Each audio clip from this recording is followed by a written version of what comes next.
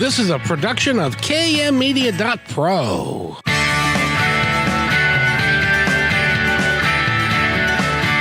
Welcome back to Positive Talk Radio. Our goal is simple: to explore evolving ideas one conversation at a time. So come on over into our world. I know you'll like it, because on today's show, we are featuring a wonderful young lady who has had a lot of things happen in her life and has come out the other side and is doing really well. Her name is June Edward, and she is a relationship mastery expert. She is a psychic medium, and she's also had that rare experience of having an NDE, and we're going to talk about all of that right now. But first, I want to double check and see if if we've conquered technology. Well, you can never truly conquer technology. It just keeps evolving. You sound like yourself again. Excellent. Yeah, it looks like we had a little setting change on our computer here, but we've taken care of that, so that's positive. I hope you had a good Christmas. I hope you did. I did. How about yourself? I had a very quiet Christmas. It was, I've got one child that's in London, and the other one's a couple hours away. So I just kind of hung out and talked on the phone. Silent night, holy night. A good silent man down. There you go. So very good. And I want to thank you very much for being here, Eric. And why don't we go ahead and we'll talk to June Edward right now. June, how are you today? I'm fantastic. How are you? I'm really good. We had a great time the last time we chatted, and I'm looking forward to another one today as well. I am as well. So there. Did you have a nice Christmas? I had a fantastic Christmas. I spent it with mostly friends and some family. Yeah, it was great. Isn't that nice? And it's always good when you can get family and friends together and everybody has a good time. And sometimes though, the universe or somebody steps in and creates something that we don't want in the holiday season, and that happens to a lot of us. And I got a question I want to ask you about that a little bit later in the show. But first, I want to talk to you about, first of all, if you want to learn more about June Edward, go to juneedward.com, and you can find out all about her. She's a speaker. She does workshops. She's an author. She's a psychic medium. She's a near-death survivor. You've done a lot in your short little life there. Yeah, I'd like to think it was a short little life, but, like a lot of people, I'm heading up on that last third, I think. I was reading a magazine today, and it was a 75-year-old woman, and she was saying, when they say that you're a young 70 and you're an old 80, believe them, because that's the way it goes. It's just, this is true. This is true. And so she was lamenting the fact that it's almost over. It's kind of like the last 30 minutes of the movie. But you know what? It's just the end of this episode, because there is life after life. It's that simple. Exactly. And we're going to talk about that as well. You're hitting all the hot buttons of what I like to talk about, because I really believe that if you understand that this is part of an ongoing experience that survives our physical death, as some would say, it's like our car's dying, but we get out of our car and we go get into another car, exactly. kind of. And that's so it really is fun to talk about those concepts, because I really think it's empowering, don't you? Be nice if we could upgrade while we're still here, but we didn't pick the Porsche, we picked the Volkswagen, or the old Jeep. So we're stuck with whatever we've got for a body, and we've got to make the best of that. Yeah, no, like what happens with a car over time, it gets dings and gets scratches and gets all of that, and so finally it says, I'm done, can't do it anymore. But in any event, you've been psychic from being a real little girl, and you knew you were psychic, but mediumship came later. But something happened that I want to touch on when you were 27 years old. Can you describe that for us? Sure.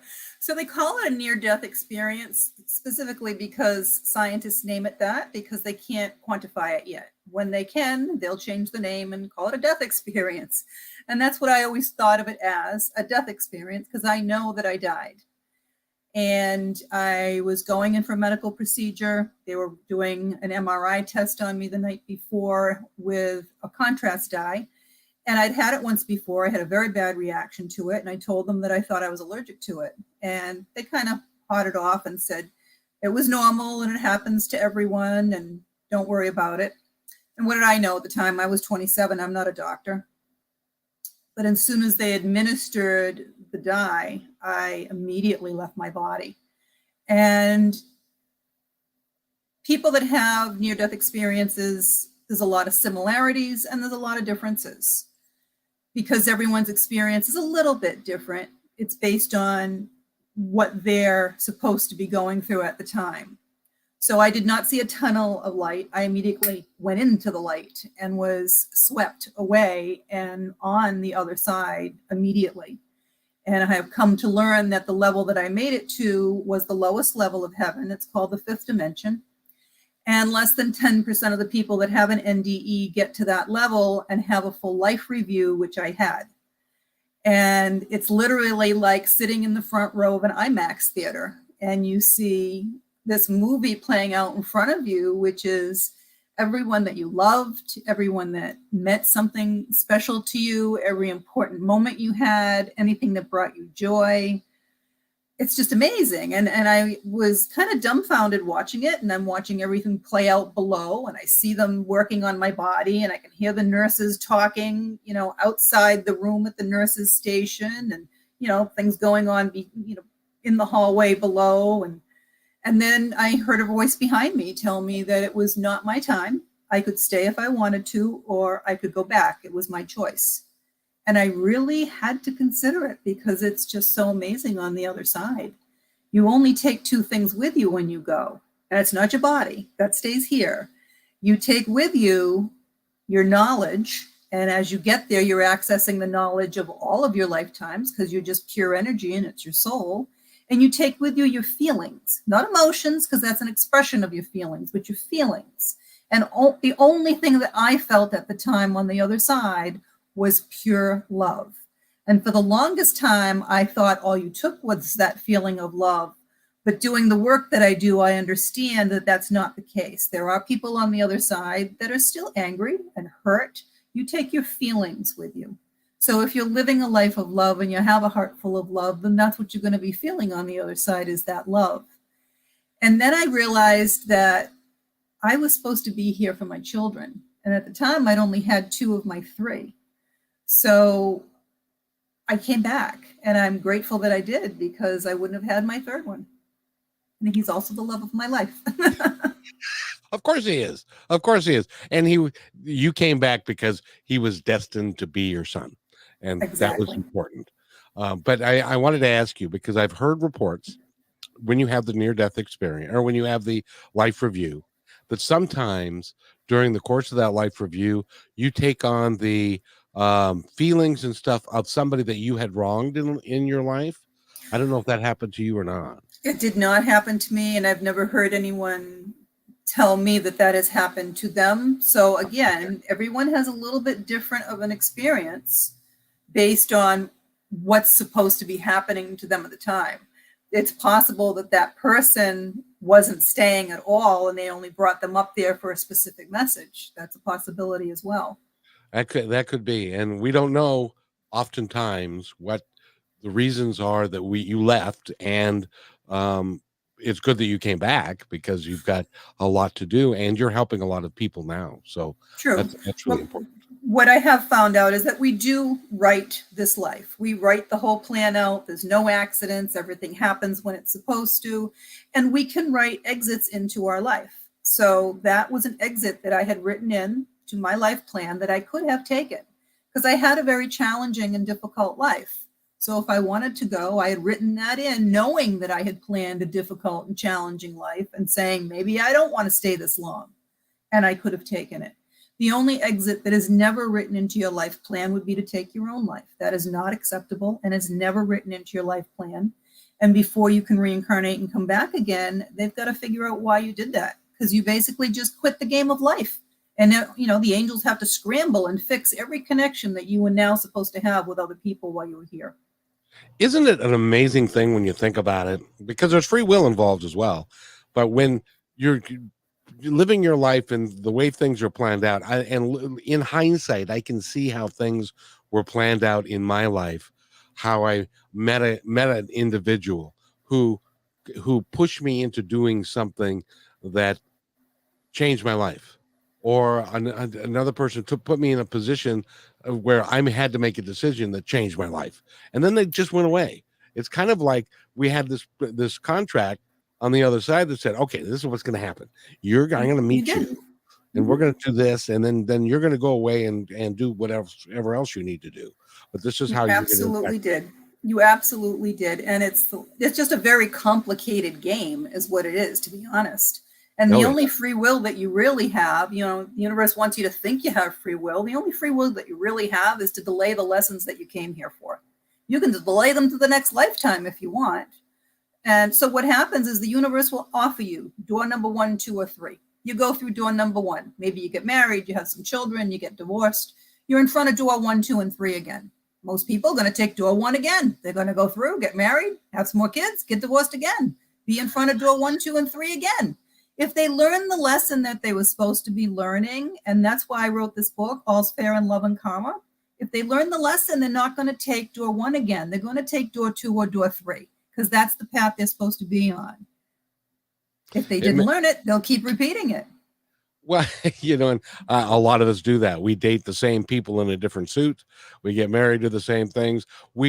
And you know what's so insidious about it, June, is that you don't even know you're doing it until it's too late, and it's already, then it smacks you on the side of the head, and you're like, I had no idea. I thought this one was really different, but it turns out they weren't. But you know what? Sometimes you're not supposed to see it. What I learned is that, I'll give you a great example. I was married to my first husband. I was very much in love with him, had my 2 children, and he had been having affairs on me for almost 3 solid years. I had no idea. There was a veil that was over it that I was not supposed to see it. And as soon as my 3rd child was born, he was literally weeks old, and it was like a light bulb went on, and I said, oh my God, I think he's cheating on me.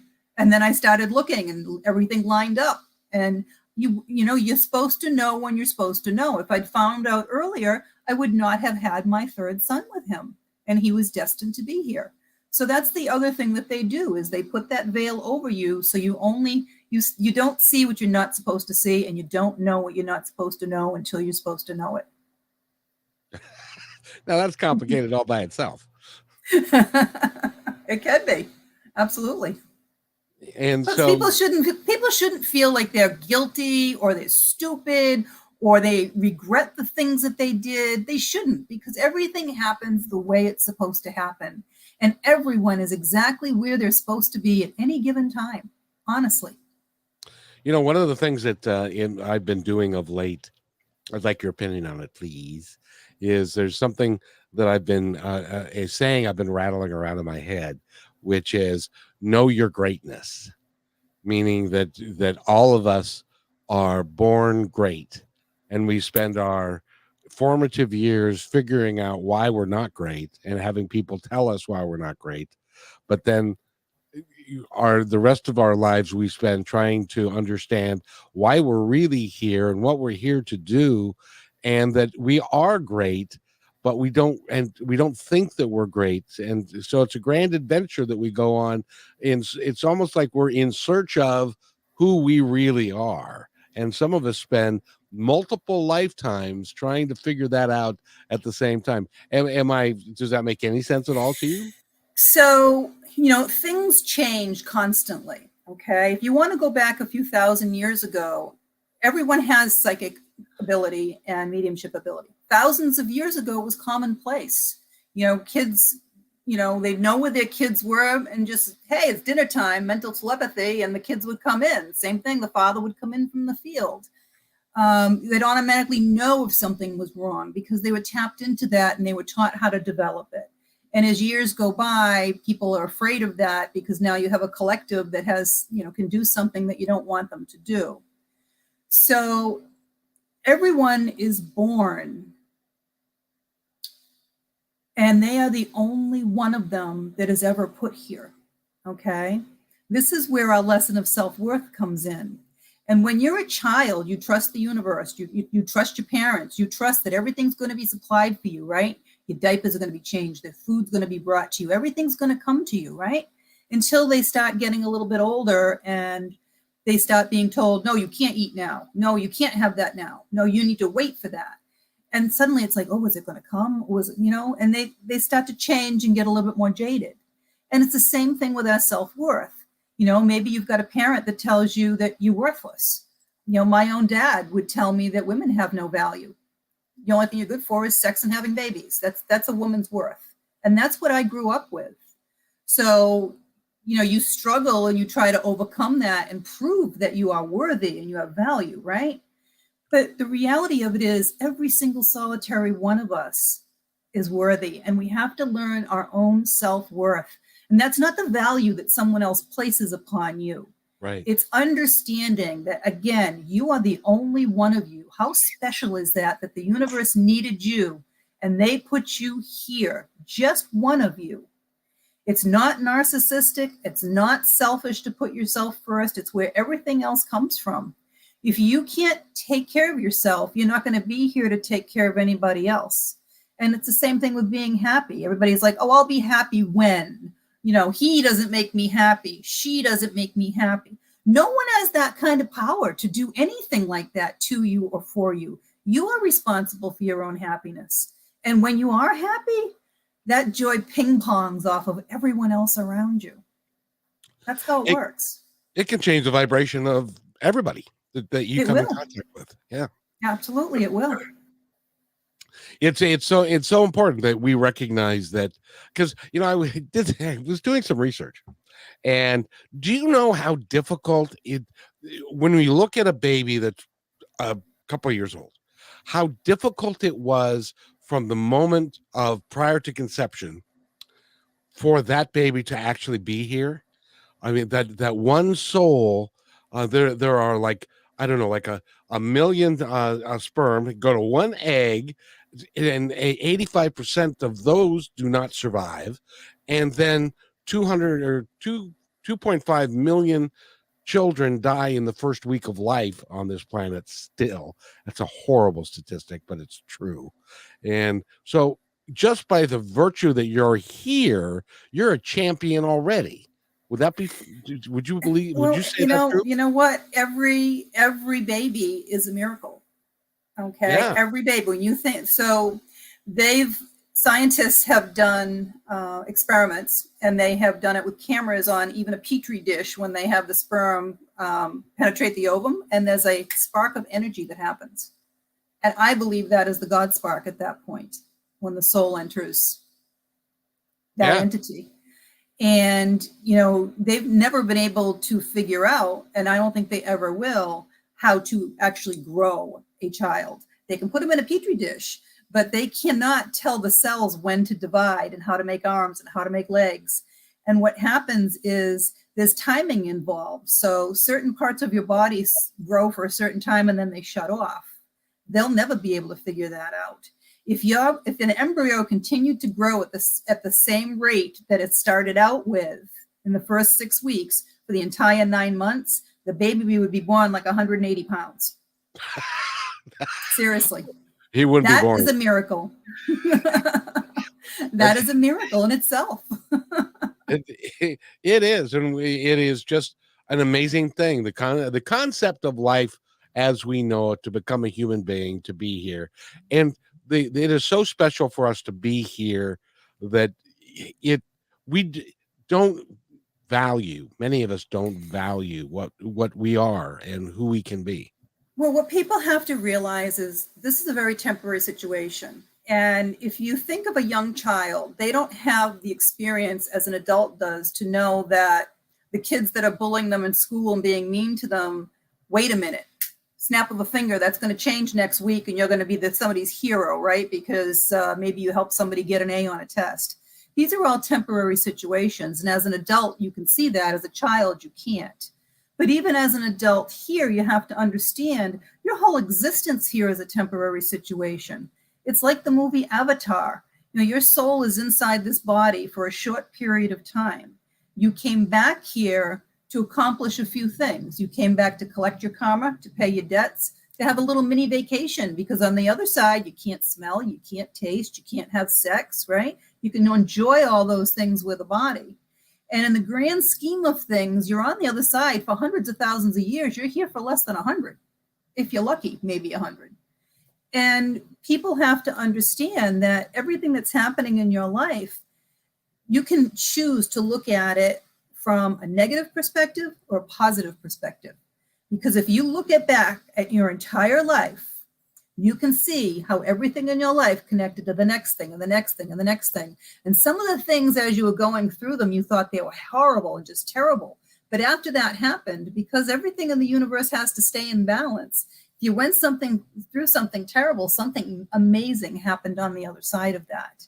And if you look at your life, I guarantee you, you will see that. That is so true. I went through what I like to call my bad country music song period. My dad died, my dog died, I lost my house, my wife left. You know, all those things that are in a bad country music song, they all seem to like line up and happen to me within like a 3 or 4 year period. But those things, as it turns out, were necessary to take me to the next place of where I could go, which then led me to the step of going back to the radio. It's amazing how we don't have a 50,000 foot view of our life, but there are others that are on our behalf that are working for those things, including angels and guides and that kind of stuff. Absolutely. It's very true. And if you can start getting in touch with your own soul, you can start to get that 50-foot view yourself and stop being stuck in the quagmire and getting dragged down. You know, rise above and understand that everything that's happening in your life is not happening to you, but it's happening for you.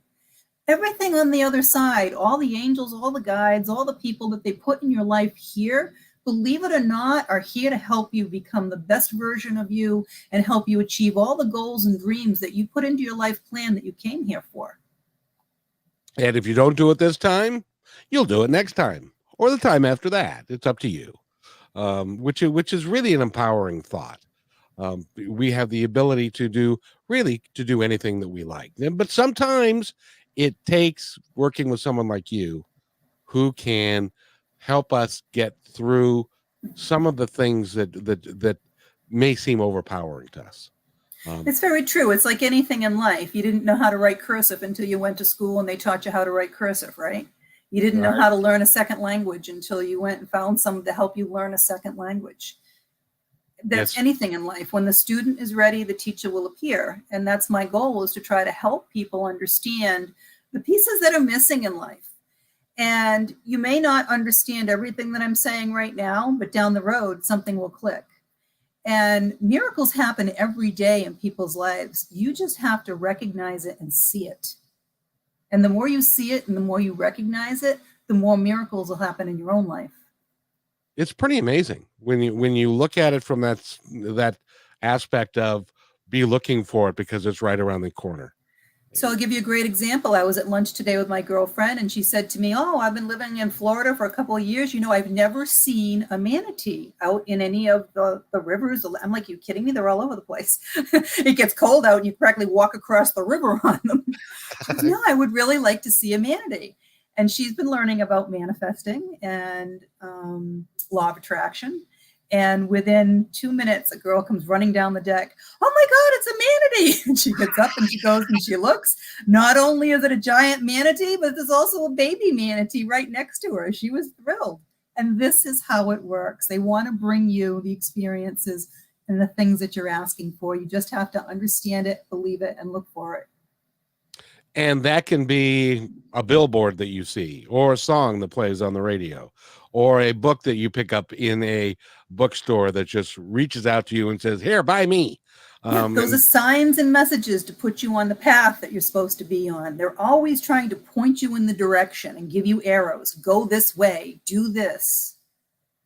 But when we come back from this break, I want to ask you how you get in tune with that, because it's really important that they can be talking to their blue in the face, but if you're not listening, they can't get through to you. So June is going to help us, give us some tips on ways that it can get through to you of what you're supposed to be doing, not supposed to be doing, but what you'd like to do, and the plan that you set for yourself, if that makes any sense at all. But I think it does.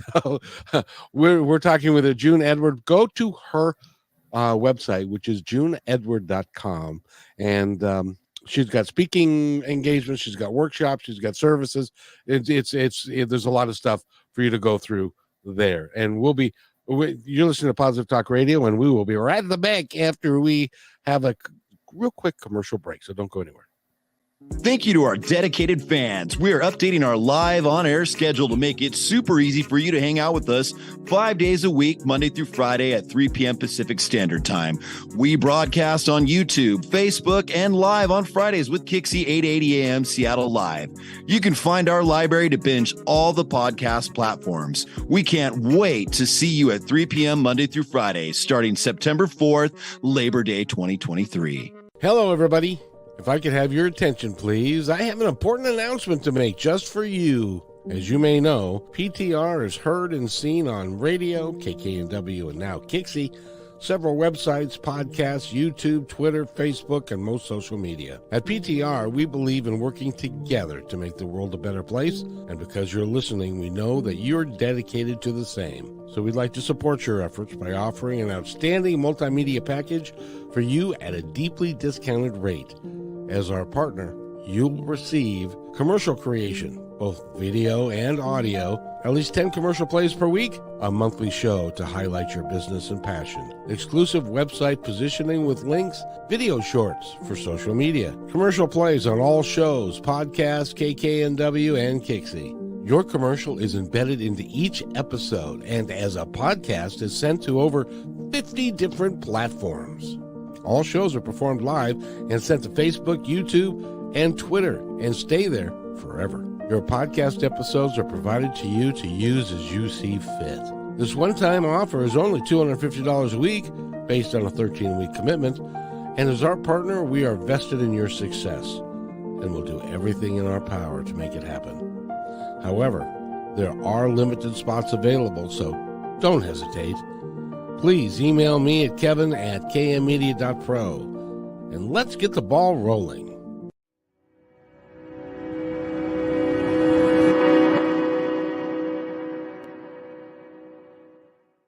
When you want to say more than words communicate, you can with flowers. Your custom boutique floral studio in Bothell, Washington is anaturaldesign.com, connecting you to nature through the language of flowers. Where your people are is where our flowers are beautiful.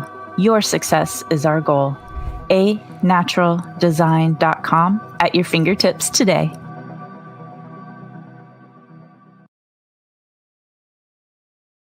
Hey there. I would personally like to thank you for making Positive Talk Radio part of your day. Whether you like podcasts or the radio show, we're glad to have you along. I'd love to hear from you with thoughts about the show and ways that we can make it even better. You are the reason we do these shows, because the more people we can touch, the better we can make the planet and our time here just magnificent. Please contact me, Kevin, at kmmedia.pro with any thoughts, comments, or suggestions, and thank you for being in my dream.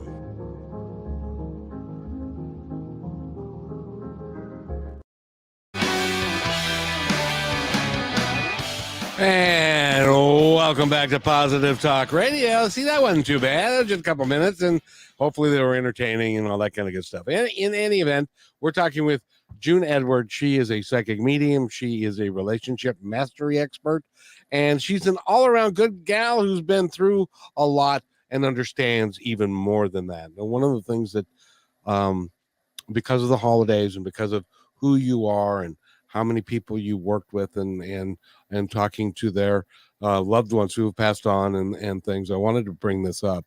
and that is this: is that Christmas can be a wonderful time, but it also can be a time when a lot of people choose to exit the planet. And some people, I have a good friend of mine that lost her cousin on Friday night, which was 2 days before Christmas, and stuff. Can you kind of give us a little bit of insight? Why does that happen? Is that by the individual's design, by the universe's design? And would they please knock it off? Because I lost my dad on December 30th, and it would have been nice if he'd hung around a little longer, if you know what I mean. So I lost both my parents a few years ago. They died on the same day, the same age, 1 year apart, December 21st. And my sister was a few years earlier than that, on December 14th. So what you have to understand is the universe doesn't recognize time. The universe doesn't recognize holidays. That's all part of our 3D existence down here. They don't recognize any of that in the grand scheme of things. It's all part of the play that we have here. So it just happens to work that way. And you should celebrate the fact that, they were here for as long as they were, that they were in your life, the good memories that you have, and that they're still watching over you from the other side, because all they did was leave the body behind. I've had friends that the parents were getting older and they didn't want them to die. And they're begging them, please don't die, stay with me. And the parents were in pain. And you could see that they were in pain and they really didn't want to go, but they didn't want to let the child or their children down. And, I had to explain to them, it's like telling them that you don't want them to retire to Disney World.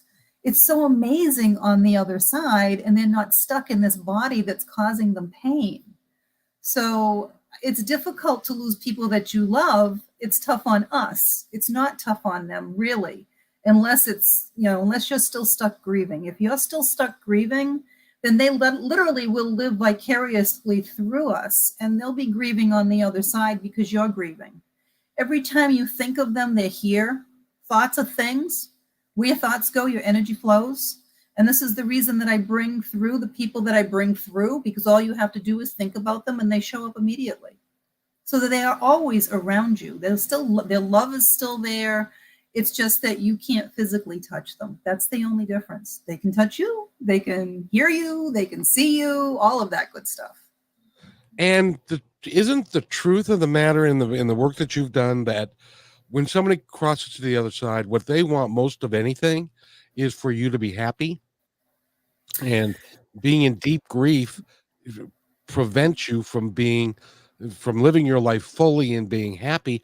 And that's all that they know, that they're okay.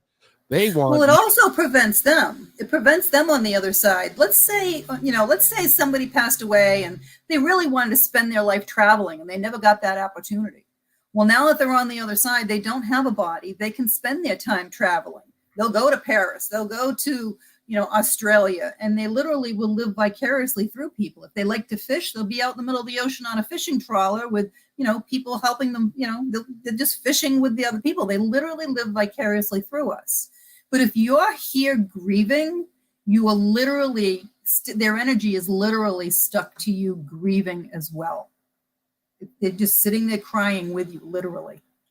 So it's better for them if you get over your grief and exactly. To work through it, and then to live your life to the best, because that's what they really want us to do, is to live our lives to the best of our ability until it's, by the way, in case you don't know this, everybody does, die at one point or another. And so it's important for us to live our life as full as we can until that day comes, and it will come for all of us, even though I don't think it'll come for me. I'm going to live forever.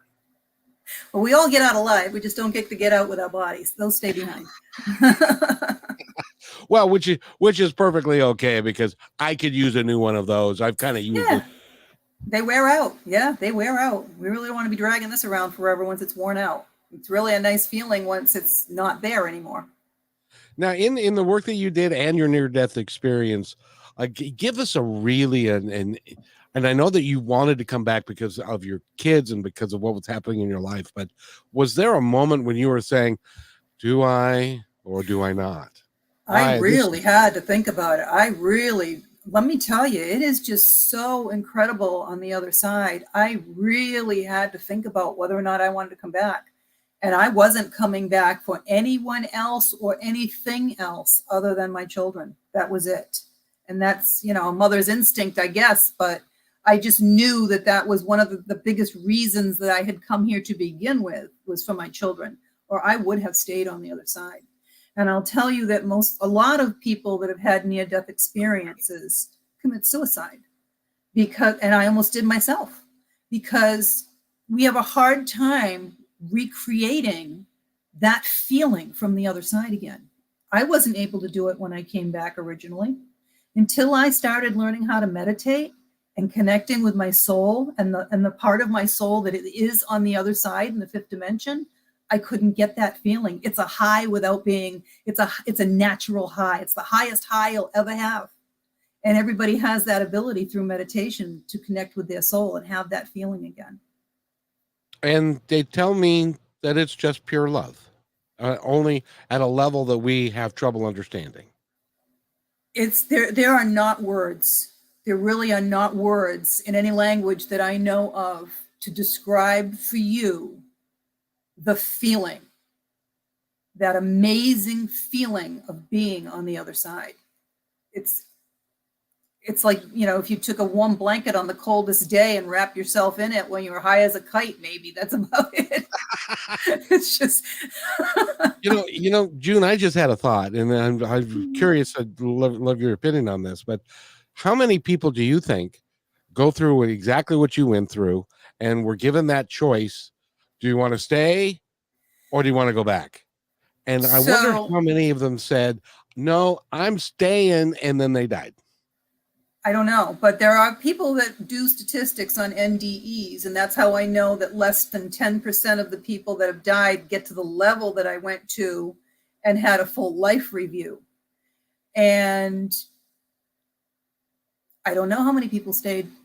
It's a real toss-up. It's a tough decision if you don't have something really important to come back here for, because it's just so incredible on the other side.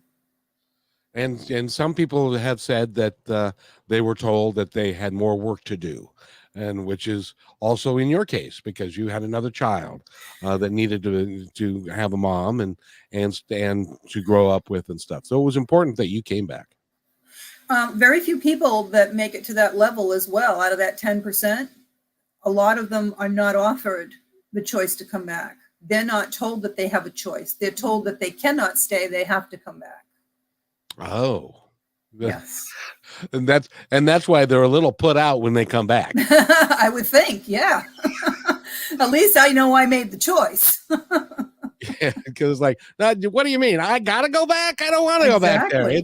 It's because everything that I've been told, this is a very, very hard existence, being a human being on the planet versus the other side. It's a hard thing to do.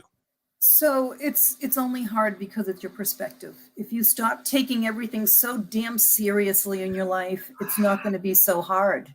It won't. People create their own drama. They create their own problems. Look at television. It's called programming for a reason. And they have these live shows that on there. Everything's all like the Kardashians and Survivor started with a live thing. And it's just all, isn't there enough drama in people's lives? They have to have more? Really? I don't watch TV. I don't watch this stuff. It's like, really? Why?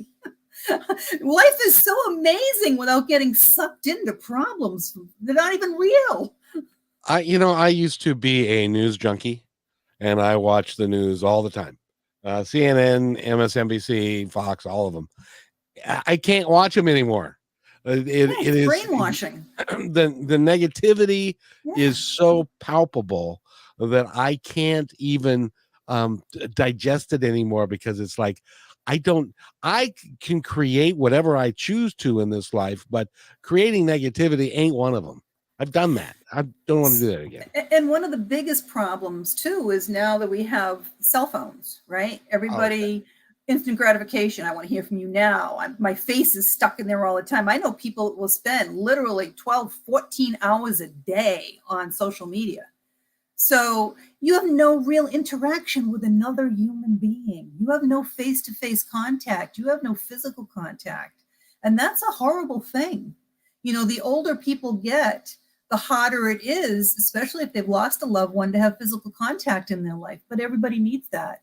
So take that to heart. It's the holiday season. If you've got one parent left or two parents left, go give them a hug. They need that physical contact. Everybody needs that. And you just don't know. I've said this before on the show. My mother passed away 2 years ago. And she played bridge on. See, I need to explain myself. Bridge is a game. It's a card game that older people play. And I don't even think younger people have any idea what that is. But she went and she played bridge, and you play with, like 4 of the ladies or whatever, and you bet a little bit, and it's kind of your guilty pleasure. And she did that on Wednesday and went out to dinner on Thursday, and they found her dead on Saturday morning. So it was a complete. What a great way to go. What a great way to go. She didn't suffer. She enjoyed herself all the way to the end. What a great way to go. She was 90 years old, and when we went up there, she was still there, and she was peaceful. She was on her bed, the Bible, because she loved to read the Bible, and the Bible was open on the bed, and it was just like she was there, and she put down the book, and she was gone. Yeah, what a great way to go. I know it's not fair, dang it. Because some of us have to. Why, June, do some of us? Is it so difficult for us to leave, and some of us it's so easy? So do you mean, why do people go in difficult situations like drowning or burning and things like that? And also, like some people that get sick, but it takes them years of being sick. So it has to do with being stubborn. We're stubborn people. A lot of people. So again, you have the soul in your body that's really you, but we all have a brain in our head, right? Most people. And that brain is nothing more than a computer. Okay. But it has a specific job. Your brain's job is to protect you. How does it do that? It does it by creating fear. Okay. Fear and stubbornness are one and the same. They're one and the same. You have no idea how much sense that makes. Yeah. And they're stubborn because they're fearful, and they won't die. I know my ex-husband used to tell me how his grandmother refused to die, and she lied in her bed, not being able to move, having to be fed. This is going back probably 50, 60 years ago, when they would just send you home. And she lived like that for 10 years because she was so stubborn and refused to die. So your brain can make you hang on because you're living in that fear. Well, and I suppose it depends also on your religious upbringing and what your current belief structure is. Because if you're concerned that you're going to go to hell, then you probably do want to hang on for all life is worth. So, that's a terrible thing too, because this is why we have so many ghosts, lower vibrational entities that are literally stuck here. And it's not my calling to work with all of them. If you could see what I see, it's like watching an episode of The Walking Dead. They're all over the place. They'll hop in your car at a stop sign because they can't move any faster than you and I. But the majority of them are stuck here because they're afraid to go into the light. They're afraid to be judged. They're afraid of what's on the other side. They're afraid it's really hell. It's not heaven. That it's fear that's keeping them here, which is really, really sad for the most part. I mean, every now and then I'll run across a small child that's literally died from fever or something 100 years ago, and they're looking for their mom. And they're just wandering the earth looking for their parents. Where are they? Where are they? And when I move them into the light, immediately they're reunited. But they're stuck, but most of them are stuck here out of fear. A lot of them that I've sent on are stuck here out of fear. Because they don't know what the future or what the other side brings. Or, or they let someone, they don't know what everybody's, told, oh, if you don't behave yourself, you're going to go to hell. You're going to go to hell. You do something wrong, you're going to go to hell.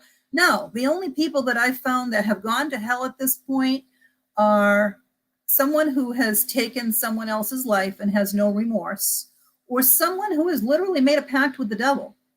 That's it. Those are the only people that are going to hell. You're not going to go hell because somebody didn't like the decision that you made or the way you lived or the way you looked. It's not going to happen. I used to go to breakfast with a gentleman, and we became friends, and he always prayed before his meal, and he always, had. And I asked him, "Do you go to church?" He said, "Oh no, no." I said, "So why do you pray before your meal?" And he said, "Well, because I'm praying because I'm not taking any chances." Um, So it's all about being grateful. So that's the key to everything, is being grateful. Think about it. Say you're an employee, okay? And you're always giving your boss a hard time. You're miserable. You're never happy. You don't like this. You don't like the job you got. You don't like the pay. You don't like this. He's going to avoid you. Yet you have another employee who's so grateful. "Oh my God, thank you, boss. I really appreciate you giving me the extra overtime. I really needed it. I really appreciate you, giving me this new desk. Oh, I really love the new desk set." You're going to keep giving that to person, aren't you? Because they're grateful. You're going to avoid the one that's not very grateful, aren't you? And that's everything in life. The angels are going to give you more if you're grateful for what you have. The whole universe is the law of attraction. They're just going to keep piling you more with more things because you're grateful. Exactly. And gratitude is an important aspect of life. If you are grateful every day for the fact that, for one thing, you woke up, that's always something to be grateful for. Exactly. But you're You know, grateful for the food. The Indians, the American Indians, used to put food on a special platter that they had made and dyed. It was all part of their marriage ritual for most of the tribes. And they would bring it outside, and then they would thank the universe and thank God, and thank whoever for helping them make the food, get the food. And then they would put it down on the ground for nature, for the animals to have. That's how they would show their gratefulness. they had an amazing culture that back then we didn't understand, being the dirty Western guys from England or from the East. We just didn't understand the culture, and they didn't understand ours. Just like, wait a minute, let me understand this. You're going to put a fence up around land that is free for everybody. That's the universe's, that's open range for everybody, and you're going to put a fence around it. They never got that. But see, they understand those types of things, though. So, for instance, I had to do a house clearing, a woman that had 3 properties that were Airbnbs, and they were unbelievably haunted because, they didn't like the people coming and going. So when I got onto her property, it was an old Indian reservation, and it was a hunting ground, and it was full of the spirits and souls of the women and children being guarded by one brave. His job was to look after them when everyone else went hunting. And he was the one that was going into these Airbnbs and tormenting everyone in there because he thought they meant harm to the women and children. So I had to explain it to the people that own the property and told them every night before dinner, make sure that you have a tray and you go out and you thank them for allowing you to be on their property or on their land, that you mean them no harm, and put the food down for nature. And as long as she did this, she had no problem at all. You wouldn't even know there was anyone there. And as soon as she stopped, it started right back up again. Isn't that an amazing story? You are, and by the way, we're talking with June Edwards. She's got a bunch of amazing stories. You should give her a call and talk to her. She really is delightful. And go to her website, which is juneedward.com. And no, she's not related to John Edward, but she's every bit as talented in her own right as John is. So, and you also work with people and their relationships and both the relationships that they have going on here, and you can also work with them in the relationships of perhaps somebody that has passed that they didn't have a good relationship Absolutely. A lot of times people need closure from someone on the other side that they weren't able to get because the person passed away. And if you need that closure here, trust me, that soul on the other side is still looking for the closure as well. And it's important, and because eventually you're going to want to settle that and be done with it so that everybody can move on. Is that kind of true? Yeah, and enjoy their lives. I mean, I had a woman that she was in her 80s who came to see me and kept wanting to talk to her son, and the story's too long for the show. However, she thought she caused her son to commit suicide.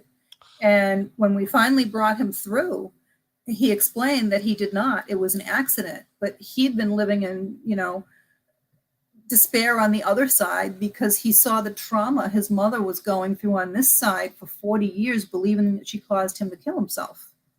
So by bringing him through, I was able to clear the air that it was actually an accident. She loved him very much. She didn't cause it to happen. He apologized to her that, he made her think that she caused this. It was just an amazing, reuniting of these two souls to clear that air. It's a sad thing she had to wait 40 years for that. So if you're out there, don't wait 40 years. Go call June and connect with her if you've got an issue. And just so you know, she also does Akashic Records readings, and she does all kinds of things on that you can access because she has been there. And is it true? And I think you told me that you can go there anytime you want to now. I can. So first, let me explain that our soul is way too big for this body. So some of it's stuffed in your body. Some of it is the aura that people see over your head. And the majority of your soul is actually in the fifth dimension, which is the lowest level of heaven.